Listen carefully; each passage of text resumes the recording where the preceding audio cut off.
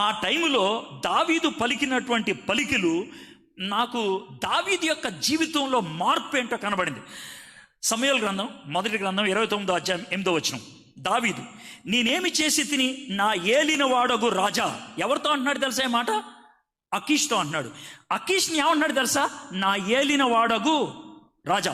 జాగ్రత్తగా ఉనండి. ఇక్కడ నుంచి మీకు చాలా విషయాలు చెప్తాను. ఒక 4 స్టోరీలు నేను కవర్ చేయలేదు, పర్లేదు, 1-2 అయినా చెప్పి వదిలేస్తాను. బట్ చెప్పి పూర్తిగా చెప్తాను. ఇక్కడ నా ఏలిన వాడగు రాజా అని శత్రు రాజు, ఫిలిస్తీన్ల రాజుని అంటున్నాడు. ఇదే దావీదు గొలియాతు ముందు నిలబడినప్పుడు ఏమన్నాడు తెలుసా? రే సొన్నత లేని ఎదవా, ఏంట్రా నువ్వు నన్ను చేసేది, ఏంటి నువ్వు అని పచ్చి బూతులు తిట్టాడు అక్కడ. కానీ ఇక్కడ అదే శత్రు రాజు దగ్గరికి వెళ్ళి నీ వాంఛన్, నీ కాలు మొక్తానే అని అన్నాడు ఆయన. ఇప్పుడు అర్థమైందా మీకు? దావీదులో ఎంత చేంజ్ వచ్చిందో తెలుసా? ఎందుకో తెలుసా? దేవుడితో నీకు ఉండాల్సిన కనెక్షన్ లేకపోతే ప్రతి పనికి మాలినడక సంకన అవుతావు నువ్వు. మీకు అర్థమయ్యే భాషలో చెప్తున్నాను నేను. దేవుడితో కనెక్షన్ లేకపోతే, దేవుడితో సంబంధం లేకపోతే, దేవుడితో ఉండాల్సినటువంటి సహవాసం లేకపోతే ఎవరిని చూసినా నా రాజా నువ్వేనా నా బంగారం అని అంటావు. ఎవరినైనా సరే నా ఏలిన వాడొక రాజా. ఇంకేమన్నాడు తెలుసా? నీ శత్రువులతో యుద్ధము చేయుటకే నేను రాకున్నట్లు నీ యొద్దకు వచ్చిన దినము నుండి నేటి వరకు నీ దాసుడినైన నా యందు తప్పేమి కనబడనని అకీష్ని అడిగాను. నీ దాసుడినిరా నేను, నీ బాంచన్, నీ కాలు మొక్కుతా. నీ జీవితంలో అలాంటి స్థితి వచ్చిందా? దేవుడితో సంబంధం పోతే ప్రతి పనికి మాలిన వాడు కాలు పట్టుకుంటారు.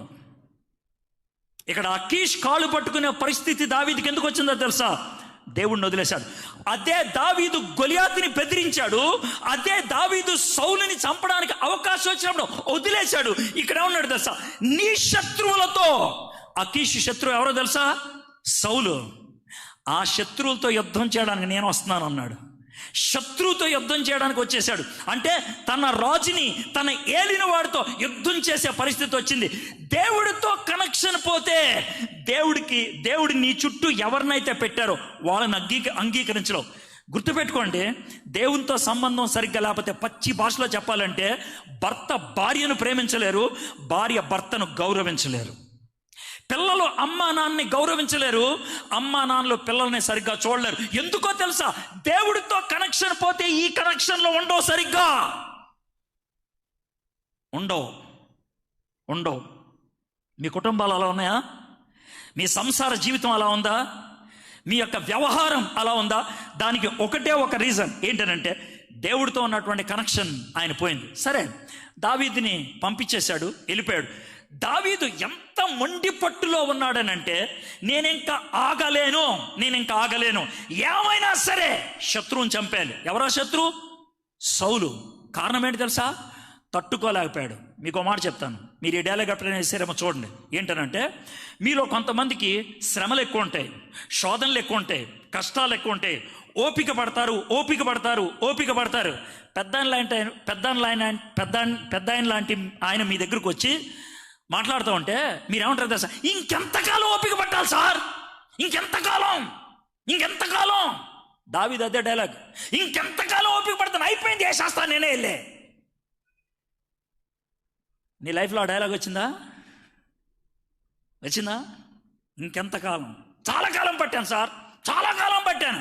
అరే, చాలా కాలం పట్టావా కాదు, చివరిదాకా పట్టావా లేదా అన్నది కావాలి.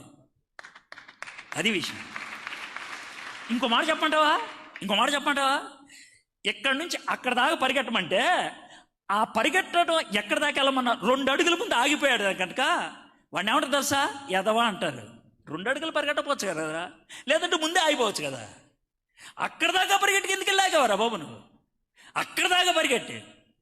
కాబట్టి ఒకవేళ కొంచెమైనా ఓపిక పడితే చివరిదాకా పట్టు. పడితే చివరిదాకా పట్టు, లేదా మొదలే వదిలేసావు అనుకో, కొంచెమైనా ఉంటుంది బుర్ర. ఇక్కడ కొంచెం బుర్ర ఉంది, అందుకు మొదలు వదిలేశాడు. కానీ దావీదు అలా కాదు, చాలా కాలం ఓపిక పట్టి నేను ఇంక ఓపిక పట్టలేను. మీలో చాలామంది ఓపిక పట్టి వదిలేశారు. నాకు తెలిసి ఈ టైంలో అలాంటి వాళ్ళు ఉన్నారు. ఒకవేళ అలాంటి వాళ్ళు ఉన్నట్లయితే దావీదు పరిస్థితి కూడా అదే. ఆయన ఏం చేశాడు తెలుసా, తన దగ్గర కొంతమంది సైనికులు ఉంటే పదండ్రా మనం వెళ్ళిపోదాం యుద్ధానికి అని వెళ్ళిపోయారు. తనతో పాటు యుద్ధానికి వెళ్ళిపోయారు. వీళ్ళు అలా యుద్ధానికి వెళ్ళారా లేదో ఏం చేశారు తెలుసా, అమాలేకీలు వాళ్ళ ఊరు ఏ ఊర్లో అయితే ఉంటారో ఆ ఊరి మీదకి దండెత్తుకొచ్చి మొత్తం కొలగొట్టేసి వాళ్ళ పిల్లల్ని వాళ్ళ భార్యల్ని అన్నీ తీసుకొని వెళ్ళిపోతే సమాచారం వచ్చింది. వెనక్కి వచ్చారు. వెనక్కి వచ్చినప్పుడు జరిగింది ఏంటో చూద్దాం. సమూయేలు మొదటి గ్రంథం 30:6. దావీదు మిక్కిలి దుఃఖపడిన మరియు తమ తమ కుమారులను బట్టి కుమార్తెలను బట్టి జనులకందరికీ ప్రాణము విసిగినందున రాళ్ళు రువ్వి దావీదును చంపుదామని రండని వారు చెప్పుకొనగా దావీదు తన దేవుడైన యెహోవాను బట్టి ధైర్యము తెచ్చుకోను. దావీదుకి పిల్లలు లేరు, భార్య లేదు, శాస్త్రంతా పోయింది, మొత్తం కొట్టుకుపోయింది. ఆయన ఆ టైంలో బాధపడుతూ ఉంటే తన చుట్టూ ఉన్నటువంటి వాళ్ళు, రే నీ మాటని వచ్చాం ఆయన మీదకి యుద్ధానికి వెళ్దామని, చూడు మా పిల్లలు పోయారు, మా భార్య పోయారు అని ప్రతి వాడు రాయి తీసుకున్నాడు. ఎందుకని? దావీదుని చంపేద్దామని. దావీదుకి ఇప్పుడు ఎవరిని ఉన్నారా? ఎవరు లేరు, ఎవ్వరు లేరు. ఏకాకైపోయాడు. మీలో కొంతమంది ఈరోజు అలాంటి మాటలు అంటారు. చర్చిలో కూర్చున్నారు, మీ చుట్టూ 300 మంది కూర్చొని ఉండొచ్చు, కానీ మీ జీవితం ఏకాకి జీవితం. ఎందుకు తెలుసా? మీ హృదయ బాధ, మీ హృదయ వేదన ప్రపంచంలో ఎవరికి చెప్పుకో, ఒక్కళ్ళే కుమిలిపోతూ ఉంటారు. ఏకాకి జీవితం అంటే గదిలో సింగిల్గా కూర్చోవడం కాదు. మనలో చాలామందికి సింగిల్గా కూర్చోవడానికి దమ్ము లేదు. ప్రజల మధ్యనే కూర్చుంటాం, సింగిల్గా ఉంటాం. ప్రజల మధ్య కూర్చుంటాం, సింగిల్గా ఉంటాం. మన హృదయం చుట్టూ గోడ కట్టేసుకున్నాం. మన అపరాధ భావం గోడ కట్టేసింది. మనకున్నటువంటి కుంచిత స్వభావము గోడ కట్టేసింది. ఇక్కడ ఉన్నటువంటి పరిస్థితి అదే. దావీదుకి ఎవరు లేరు. రాళ్ళు తీసుకొని ప్రజలు కొట్టే పరిస్థితుల్లో నీకు విషయం తెలుసా, అలాంటి తీవ్ర స్థితికి దేవుడు తీసుకెళ్తాడు. దేవుడే తీసుకెళ్తాడు. దేవుడు అనుమతిస్తాడు. ఎందుకో తెలుసా? అప్పుడైనా నీ బుర్ర పనిచేస్తుందని. అప్పుడైనా పంది పొట్టు తింటున్నప్పుడు తప్పిపోయిన కుమారుడికి బుద్ధి వచ్చింది. రాళ్ళు పట్టుకున్నారు దావీదు చుట్టూ ఉన్న వాళ్ళు, అప్పుడు అతనికి బుద్ధి వచ్చింది. తప్పిపోయిన కుమారుడికి బుద్ధి వచ్చినప్పుడు వాళ్ళ నాన్న గుర్తొచ్చాడు. దావీదు చుట్టూ ఉన్నటువంటి వాళ్ళు రాళ్ళు పట్టుకుంటే దావీదుకి ఎవరు గుర్తొచ్చారు? చెప్పండి, ఎవరు? దేవుడు గుర్తొచ్చాడు. అప్పుడు దేవుడు గుర్తొచ్చాడు. యెహోవాను బట్టి ధైర్యము తెచ్చుకొనెను. 7-8 పిమ్మట దావీదు ఏఫోదు తెమ్మని యాజకుడకు అమాలేకుల కుమారుడైన అబ్యాతారుతో చెప్పగా అబ్యాతారు ఏఫోదుని దావీదును వద్దకు తీసుకొని వచ్చిన. ఏఫోదు అనేది ఏంటి అనేది పెద్ద విషయం, కానీ చిన్న ఒక మాట చెప్పాలంటే దేవుని చిత్తాన్ని తెలుసుకోవడానికి ఒక పద్ధతి. అంటే దావీదు చేసిన పని ఏంటనంటే, నేనేం చేయాలి? ఇప్పుడు దేవుణ్ణి అడగాలి.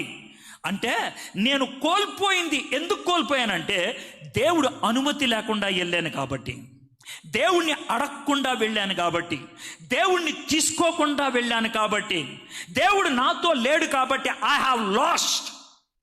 దావీదు అది అర్థం చేసుకున్నాడు. అందుకని దేవుణ్ణి అడుగుతున్నాడు.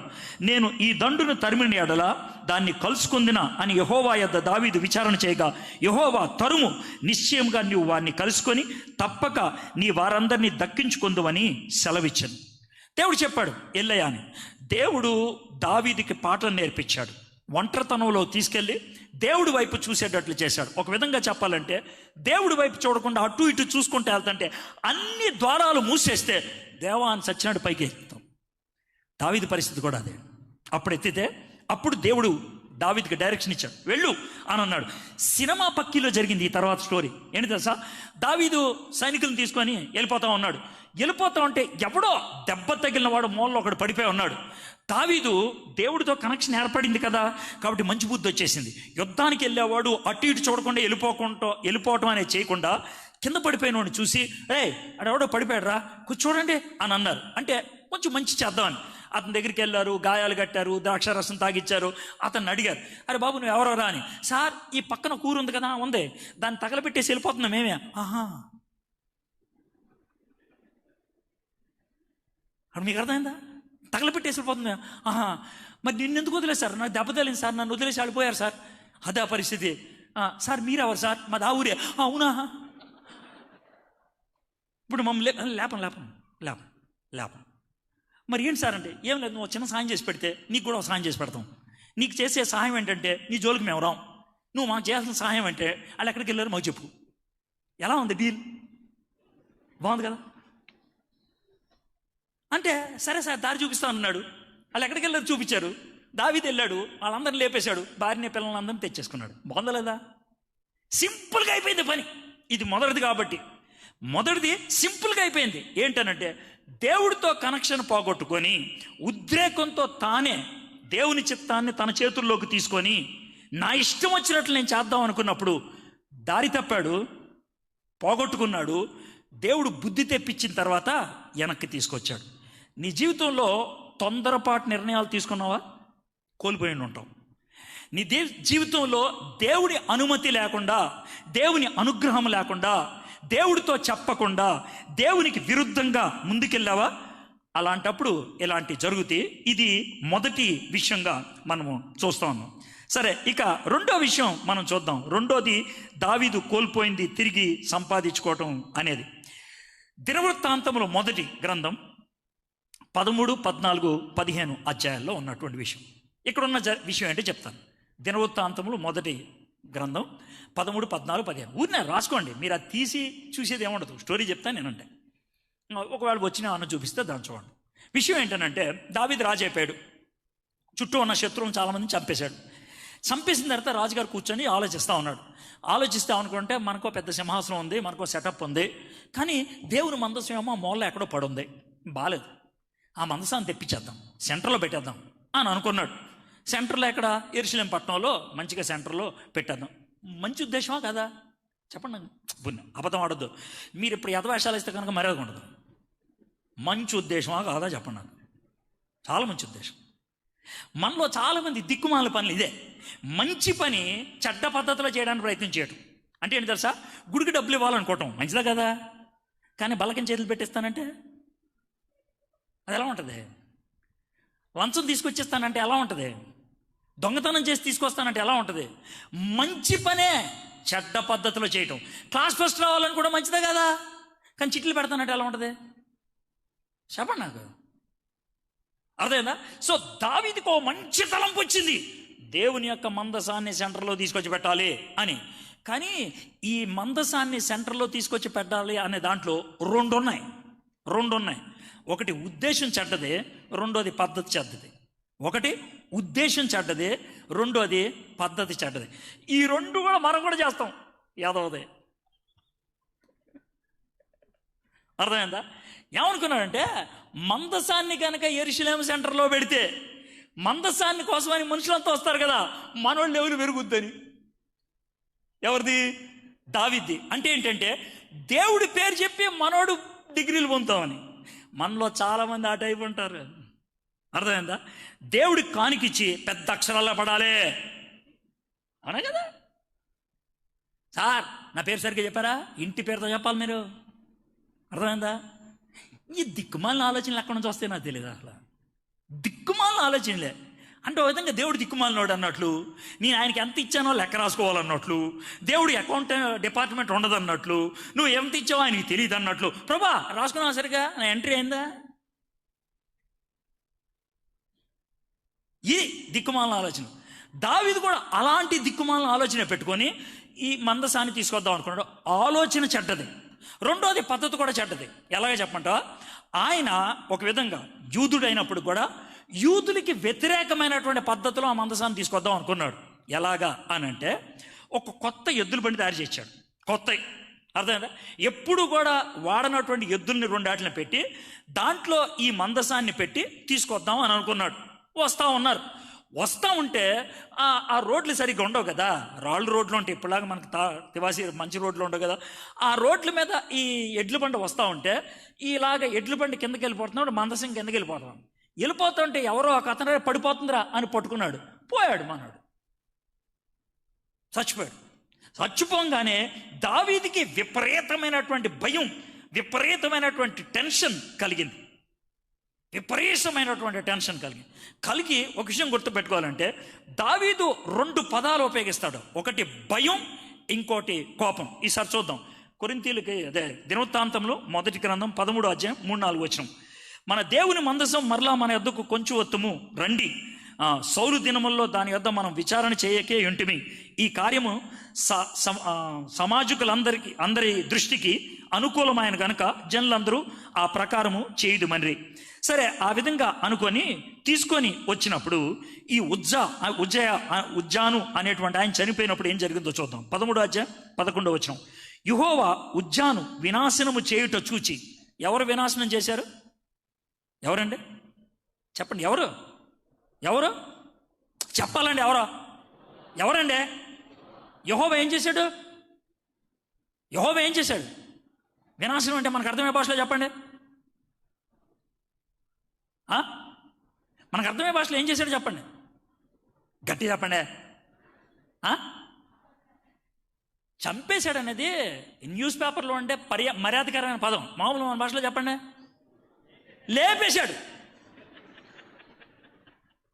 మీకు అలా చెప్తే కానీ ఎక్కదో. ఎవరు లేపేశారు చెప్పండి? ఎవరు లేపేశారు?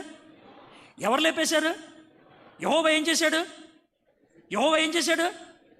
ఎవరు లేపేశారు? మీతో ఎక్కువసార్లు ఈ మాట చెప్తుంది ఎందుకో తెలుసా? మిమ్మల్ని కూడా లేపేస్తాడు దేవుడు. ఆయన ఆశించిన విధంగా లేకపోతే మీకు కూడా జరుగుతుంది. అది మీలోకి ఎక్కాలని చెప్పిస్తున్నా. ఇది అంటే మీరు ఇప్పుడు దాకా ఎవరు నా కాపురి నోగులు ఏం కలదు అనే డైలాగే మీకు ఉంది. అయితే ఈ యాంగిల్ కూడా ఉంది ఆయనకి. ఆయన దగ్గరకు వచ్చిన తర్వాత ఆయన బిడ్డలుగా ఉంటున్నప్పుడు ఆయన చెప్పినట్లు చేయకపోతే జరిగేటువంటి విషయం అది. యెహోవా ఉజ్జాను వినాశనము చేయుట చూచి దావీదు ఏం పడ్డాడంట? వ్యాకుల పడెను. కోపము భయము కలిస్తే వచ్చేది అని అరుస్తారే, అది వ్యాకుల పడతాం. దాంట్లో భయం ఉంటుంది, తర్వాత కోపంగా ఉంటుంది. భయము కోపం కలిసినప్పుడు వెన్నెముకలోంచి ఎంటుకలు నెక్కబొడుచుకుంటాయి. అర్థమైందా మీకు? అసలు ఎక్స్పీరియన్స్ రావాలని చెప్తున్నాను మీకు. అర్థమైందా? చేతులు వణుకుతే అని అరుస్తావు. బయటికి ఈడేదో పెద్ద హీరోలాగా ఉంటుంది కానీ ఏమీ లేదు, లోన టెన్షనే. దావీదికి అది జరిగింది. ఎందుకు జరిగింది తెలుసా? ఇప్పుడు ఈ లేచిపోయాడు, నెక్స్ట్ నేనా? నీకు అర్థమైందా? నెక్స్ట్ నేనా అంటే ఇంకో భయం కూడా వేసింది. అంటే దేవుడికి నా ఉద్దేశం కూడా తెలిసిపోయిందా? కాబట్టి దేవుని మోసం చేయలేవు. అందుచేత ఆ స్థలమునకు నేటి వరకు పెరెజు ఉజ్జా అని పేరు. ఆ దినమున దావీదు దేవుని విషయమై భయముంది. దేవుని మందసమును నా యొద్దకు నేను ఎలాగో తీసుకొని పోవుదునని అనుకని. తర్వాత ఆయన ఏం చేశాడంటే దావీదు ఇప్పుడు బుద్ధి వచ్చింది ఆయనకి. ఈడు చచ్చిన తర్వాత బుద్ధి వచ్చింది. మొదటిసారి ఎవరో చావలా. మొదటిసారి తప్పు చేసినప్పుడు ఎవరు చావలా. రెండోసారి తప్పు చేసినప్పుడు వాడు చచ్చిపోయాడు. మీకు అర్థమైంది కదా? సీనియారిటీ ఎలా పెరుగుతుందో మీకు అర్థమైందా? వాడు చచ్చిపోయిన తర్వాత బుద్ధి వచ్చింది మనవాడికి. మీలో కొంతమంది ఇంట్లో చావులకి మీరే కారణం. దావీదు చేశాడు తప్పు, ఆయన చచ్చిపోయాడు. అది పరిస్థితి. ఆ చావు వచ్చిన తర్వాత బుద్ధి వచ్చి అప్పుడు ఆయన అంటున్నాడు, నేను తప్పు చేశాను. నేను మందసాన్ని తీసుకురావడానికి దేవుడు ఆ పద్ధతి పెట్టాడు. ఏంటా పద్ధతి? గాడిద పని చేయాలి, కుక్క పని చేయాలి. నేను గాడి చేత కుక్క పని చేయిద్దాం అనుకున్నాను, తప్పు నాది. కహాతీలు మాత్రమే దీన్ని మొయ్యాలి అని దేవుడు సంఖ్యాకాండంలో చెప్పాడు. నాకు తెలుసది, తెలిసి నేను చేయలేదు, తప్పు నాదే. ఒప్పుకున్నాడు. ఆ కహాతీలను తీసుకొచ్చి వాళ్ళు మోసారు. ఆ మందసం రావటం జరిగింది.